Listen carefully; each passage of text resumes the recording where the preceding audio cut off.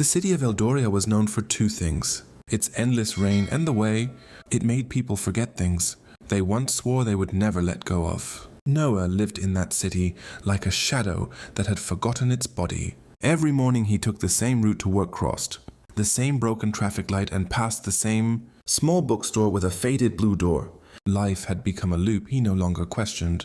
He wasn't unhappy, just absent from himself. Until the day she arrived. It was raining harder than usual that evening. The kind of rain that didn't fall, it attacked. People rushed for cover. Umbrellas bloomed like tired flowers and the city blurred into shades of grey. Noah was standing under a cafe awning waiting for the storm to calm when he saw her. She was standing in the middle of the rain like she had forgotten it could hurt. No umbrella, no hurry, just stillness. And she was laughing. Not loudly, not for attention. Just a quiet laugh like she was sharing a secret with the sky. Noah noticed something strange. She wasn't running away from the rain. She was looking at it like it belonged to her. Then suddenly she slipped. A small misstep on the wet pavement. Before she could fall, Noah moved without thinking. He caught her arm. "You might want to avoid breaking your bones on your first visit," he said lightly. She looked up at him, rain dripping from her eyelashes like tiny glass threads. And then she smiled. "That depends," she said. "Are you always this dramatic when you save strangers?" That was the first conversation. Her name was Elara. She had come to Eldoria for work, a temporary project that was supposed to last 3 weeks. She worked as an architect, someone who built structures while secretly studying the cracks in people. Noah was not sure what he was anymore, but somehow over the next few days, he kept finding reasons to be near her. A coffee shop coincidence, a bookstore accident, a train delay that felt too perfectly timed. Elara noticed, of course she did. "You are either stalking me," she said, one evening closing her notebook, "or the universe is very bored." "Maybe both," Noah replied. She laughed again. That same soft laugh. And somehow that sound started following him, even when she wasn't there. Days turned into weeks. Eldoria stopped feeling like a grey prison and started feeling like something alive, because Elara saw everything differently. She saw beauty in broken sidewalks. She saw stories in abandoned buildings. She saw people the way they wished they could be seen. One night, she took Noah to the rooftop of an old apartment building. The city stretched out like a glowing circuit board beneath. Them rain clouds hovered but didn't fall. "Do you ever feel like this city is pretending?" she asked him. "Pretending what? That it doesn't miss anything?" Noah looked at her, then really looked. I think it forgot how he said. Elara leaned on the railing. "No, I think it remembers too much." Silence settled between them, not empty but full. For the first time in years, Noah didn't feel like he needed to escape the moment. He stayed in it. That was the night everything shifted. Not dramatically, not like fireworks or confessions, just quietly, like a door inside him opened a little. After that, they started meeting without excuses. Breakfast became their ritual. Elara would steal his coffee. Noah would steal her fries. She would sketch buildings that didn't exist yet. He would pretend not to notice that he was always drawn into her drawings. One afternoon, she showed him a sketch of a house built inside a hollow tree.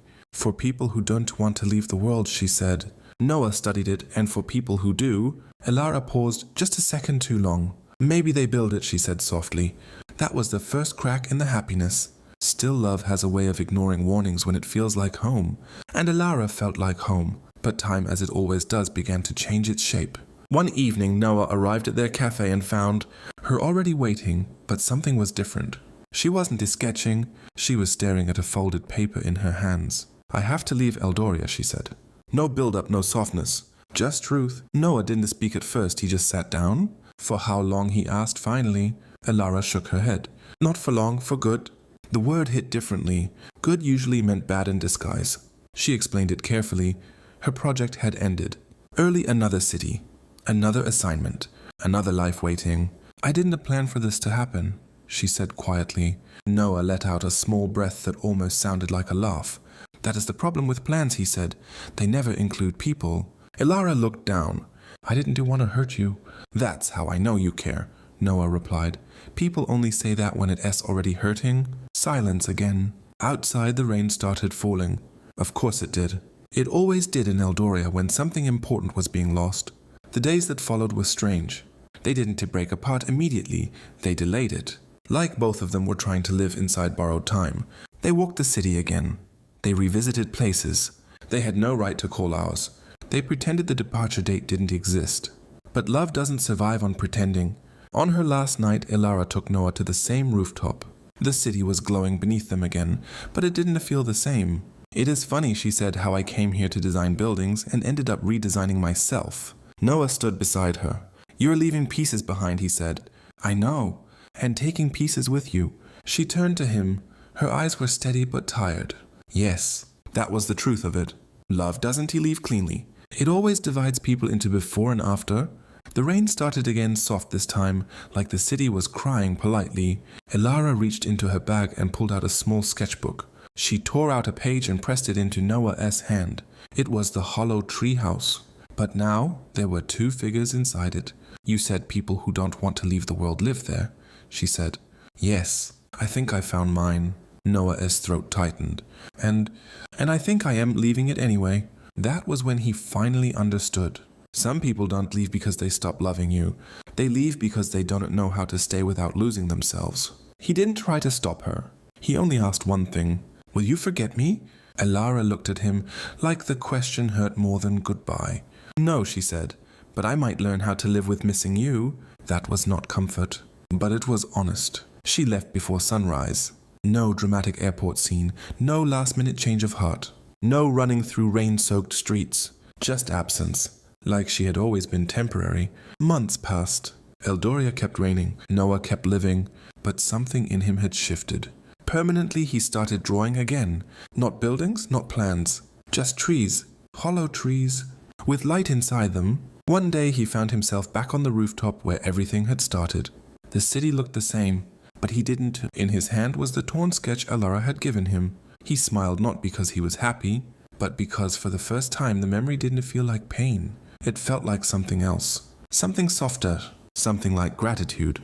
And as the rain began again, Noah whispered into the wind, if you are out there somewhere, I hope you still talk to the sky like you used to.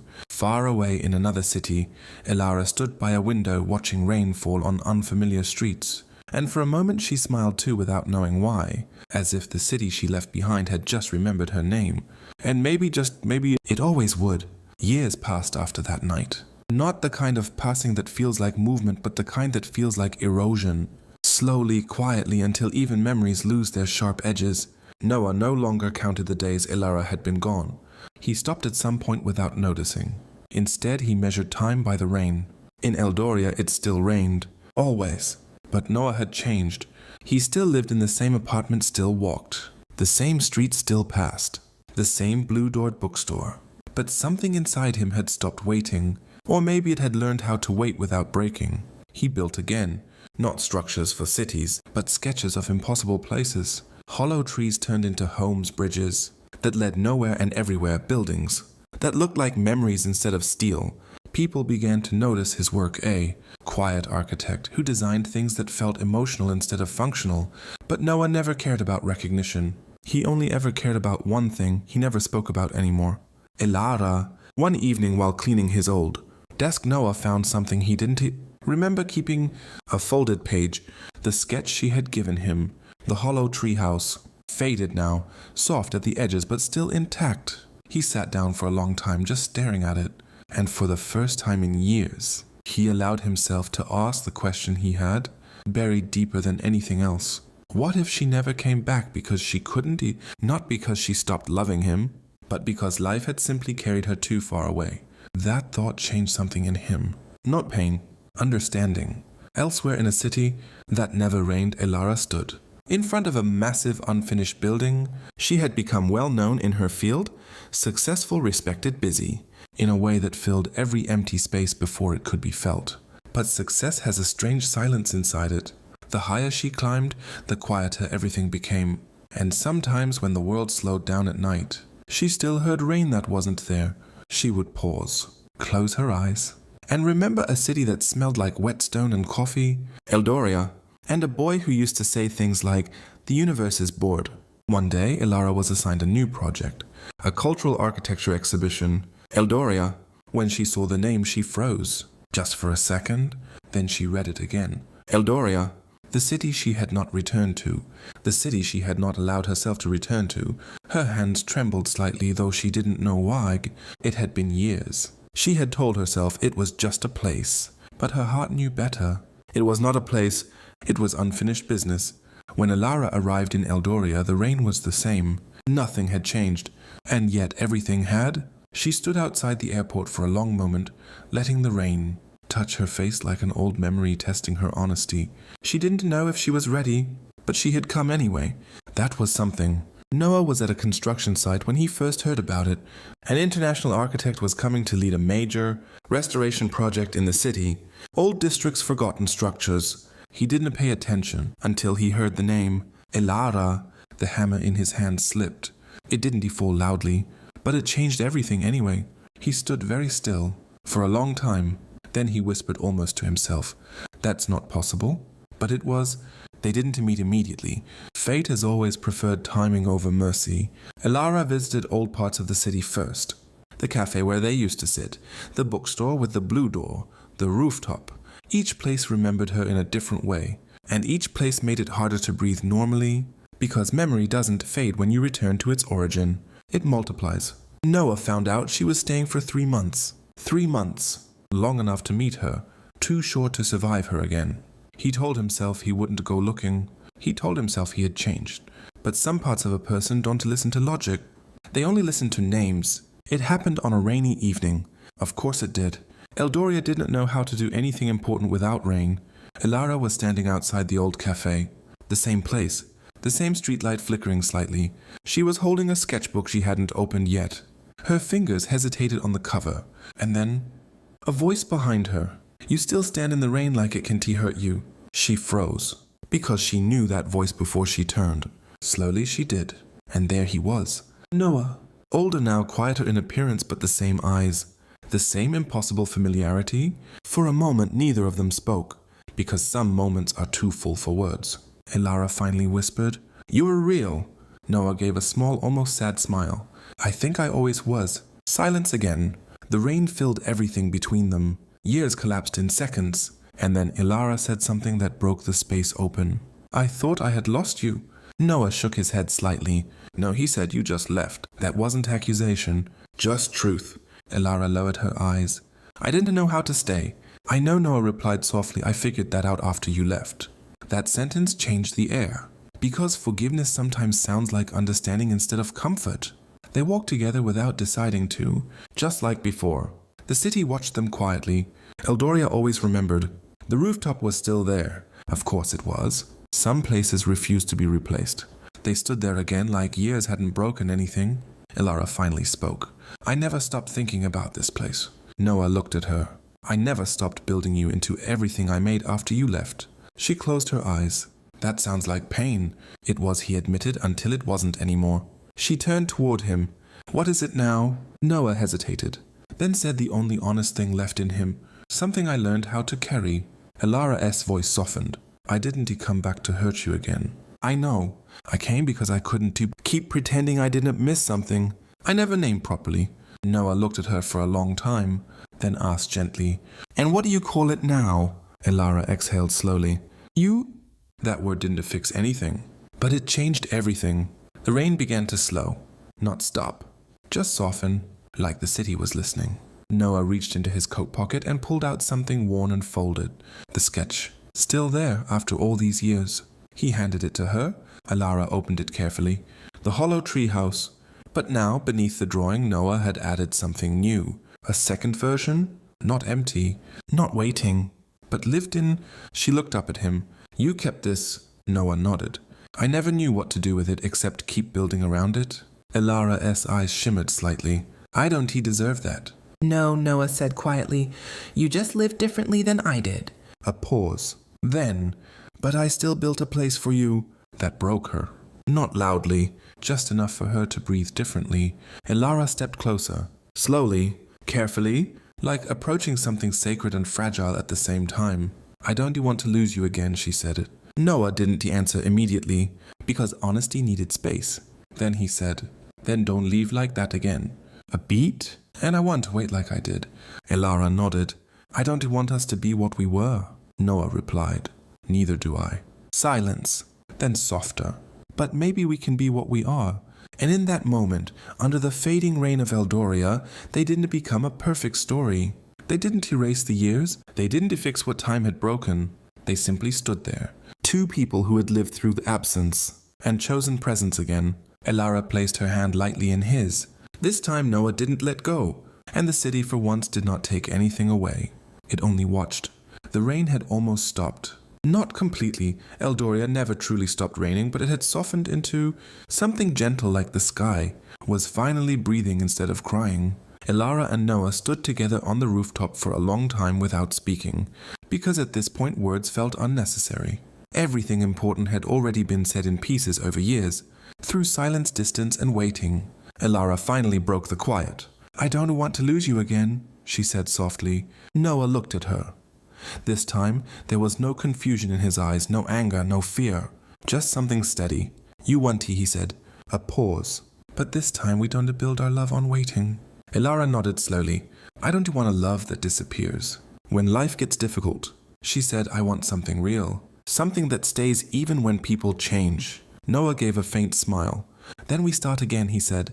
"Not from memory, from now." For the first time in years, Elara didn't feel like she was standing between two worlds. She wasn't the girl who left. He wasn't the boy who waited. They were just two people finally in the same moment. Days turned into weeks. Elara stayed in Eldoria longer than planned. The 3-month project became open-ended. Not because of contracts, but because she stopped counting departure dates. She worked on restoring old parts of the city, and Noah's architectural firm collaborated with her team. At first it was professional, then it became familiar, and slowly it became personal again. But this time different. No hiding, no guessing, no disappearing. One evening they returned to the blue-doored bookstore. It hadn't changed. Books still smelled like dust and stories that never aged. Elara ran her fingers across a shelf and said quietly, "It feels like this place was waiting." Noah replied, "Everything here waits for something." Elara looked at him. "And what were you waiting for?" Noah didn't hesitate this time. "You?" But it wasn't said like before with pain or longing. It was said like truth finally resting. Months passed. Eldoria began to feel different, not because the city changed, but because they did. Rain no longer felt like loneliness. It felt like background music to something alive. They built together, not just structures, but a life, a small apartment near the old district, a shared workspace filled with sketches, half-finished ideas, and coffee that always went cold before being finished, laughs that came easily now without hesitation. And slowly the past stopped being a wound. It became a story. One night Elara found Noah on the rooftop again. He was sketching, as always. But this time she noticed something new. The hollow treehouse was there again. But now it was complete. Not empty, not waiting, but alive, lights inside it. Windows open, a path leading in and not out. Elara sat beside him. "You finally finished it," she said. Noah nodded. "I didn't finish it," he corrected softly. "We did." She smiled. Then after a pause she asked, "Do you think people really find homes like this?" Noah looked at the drawing. "I think home isn't something you find," he said. "It is something you choose to stay inside of even when leaving feels easier." Elara leaned her head slightly toward him. "I stayed this time," she said. Noah replied quietly, "I know." A long silence followed. Comfortable, not empty. Then Elara said something she had never said before, without fear. "I love you." No hesitation, no confusion, just truth. Noah didn't respond immediately. He just looked at her, like he was finally allowing himself to feel the weight of everything they had survived. Then he said, "I know." A pause. Then softer, "I've loved you in every version of my life since the day you fell in the rain." Elara smiled, tears forming in her eyes, not from sadness but relief. The wind moved gently across the rooftop. Below them, Eldoria shimmered under soft rain lights. The city was still imperfect, still broken in places, still raining, but for the first time it didn't feel lonely. It felt alive. Noah reached for Elara's hand. This time she didn't leave, and he didn't wait. They stayed? Years later, people would walk past buildings designed by them and say, "These places feel warm, like they remember something." And they were right, because everything they built carried the same thing inside it. Not perfection, not permanence, but presence. And sometimes when it rained in Eldoria, two silhouettes could still be seen on a rooftop. Not searching, not waiting, just standing together, like the city had finally stopped taking and started giving back.